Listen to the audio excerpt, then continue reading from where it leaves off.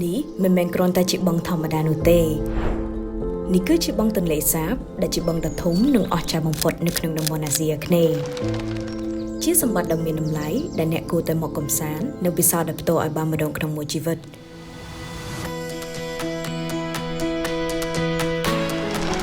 នៅក្នុងសហគមន៍ភូមិបណ្ដែតទឹកព្រែកទាន់នេះតែមនុស្សនិងសត្វស្លាបរស់នៅអាស្រ័យផលក្នុងឋានទីជម្រកតែមួយ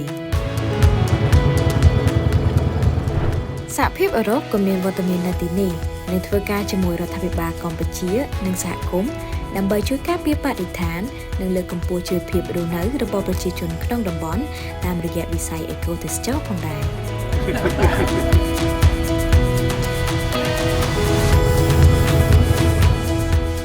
Ambassador, look over there.